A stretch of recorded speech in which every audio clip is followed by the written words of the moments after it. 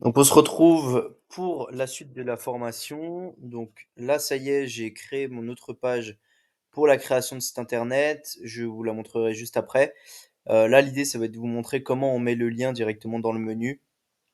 Donc rien de très compliqué. On va dans le back-office, apparence, menu, et on va aller ici et on va soit, alors ce que vous pouvez faire, c'est soit vous mettez, si vous tapez, ok, non, il n'y a pas l'URL qui sort. Alors, le plus simple, c'est de aller dans les pages ici, de faire tout voir, et là, vous allez voir création de site internet pour avocats Elementor. Vous faites ajouter au menu, et donc c'est plus simple quand même. Vous allez pouvoir du coup supprimer là où il y a écrit lien personnalisé.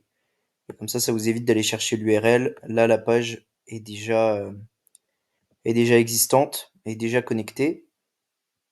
Le menu a-t-il bien été mis à jour, pardon. Donc là, on va ouvrir le lien, enfin la page d'accueil.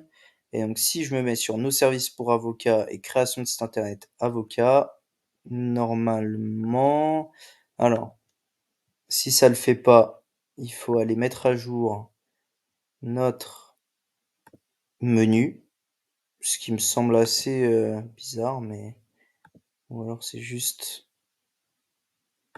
que il a bugué. Non, ok, bah, c'est bizarre. Tac.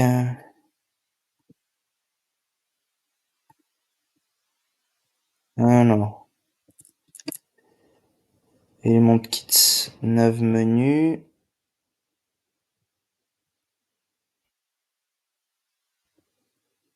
Si je fais ça, copier le style. Oh mais non, ça sert à rien. Alors, pourquoi il veut pas? C'est un peu chiant ce menu. D'habitude, ça me fait jamais ça. D'habitude, ça met toujours à jour. Ah voilà, ouais, ok, bon. Il fallait juste attendre un peu, je pense, le temps que ça se mette en place. Et du coup, là, on a bien notre page pour avocat euh, avec les différents éléments pour que notre client comprenne ce qu'on est, ce qu'on fait.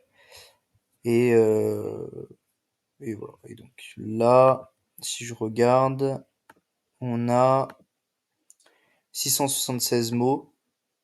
On verra par la suite ce qu'on fait pour améliorer ça. Mais c'est pas le but de cette vidéo. Moi, ce que je vais faire, c'est que je vais continuer en créant une autre page. Alors, je voulais vous montrer en même temps, ça me fait penser.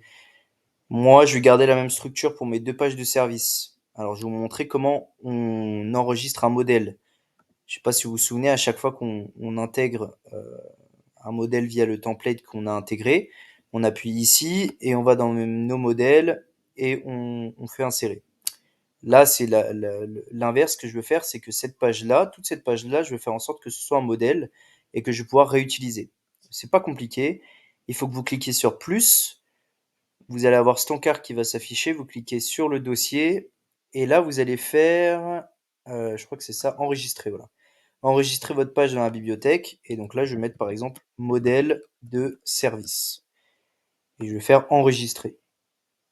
Et donc là, vous pouvez voir qu'il a bien été enregistré. Ici, je vais faire enregistrer le brouillon. Je recharge la page. Je vais dans mes dossiers, mes modèles, et donc là, modèle de service, je fais insérer, appliquer. Et voilà. Et là, vous avez toute votre page qui a bien... Alors, ça bug un peu. Attendre. Mais voilà, vous avez toute votre page qui a bien été intégrée.